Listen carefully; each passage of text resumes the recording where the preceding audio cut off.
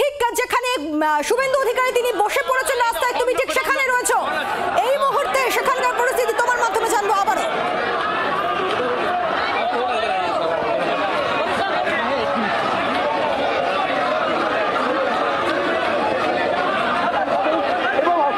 তার পাঞ্জাবিতে কিন্তু রীতিমতো রক্তের তার চিনিও কিছু কেটে গেছে তার, এটাও কিন্তু তিনি বলছেন। এবং পুলিশ কিন্তু রীতিমতো লাঠিচার্জ করেছে তাদের আটকানোর জন্য।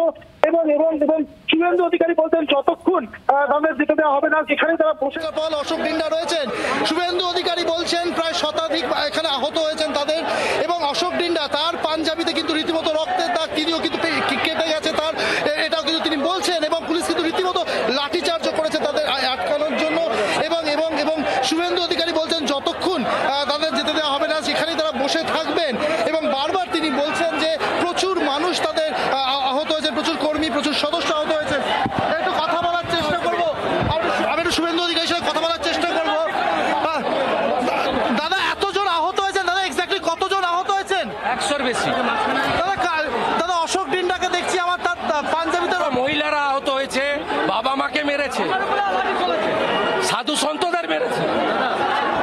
বলছেন শতাধিক আহত, মহিলারা আহত, এই অভিযোগ কিন্তু করছেন বিরোধী দলনেতা। ফলে এই মুহূর্তে কিন্তু রীতিমতো তুলকালাম পার্কস্ট্রিট চত্বরে। প্রচুর মানুষ, প্রচুর বিজেপি কর্মী সদস্যরা রয়েছেন, তার সঙ্গে রয়েছে হিউজ পুলিশ ফোর্স। এবং পুরো জায়গাটা কিন্তু ঘিরে ফেলা হয়েছে। দেখো, রানী রাসমণি রোড হয়ে তাদের এগুলোর কথা ছিল, রুট চেঞ্জ করেন শুভেন্দু অধিকারী এবং পার্কস্ট্রিটের দিকে এগিয়ে আসে। এবং পার্কস্ট্রিট ক্রসিং এর সামনেই কিন্তু ফের ব্যারিকেডিং করে তাদেরকে আটকানো হয়। এই মুহূর্তে কিন্তু রীতিমতো স্লোগান, পাল্টা স্লোগানে কিন্তু উত্তপ্ত পরিস্থিতি। এবং শুভেন্দু অধিকারী কিন্তু রীতিমতো বসেই রয়েছেন এখানে এবং বলছেন বারবার যে যতক্ষণ না তাদের এগোতে দেওয়া হবে বা যতক্ষণ না কোনো ফয়সালা হবে এখানেই তিনি বসে থাকবেন। বাংলার আওয়াজ, বাঙালির আবেগ, জি 24 ঘন্টা।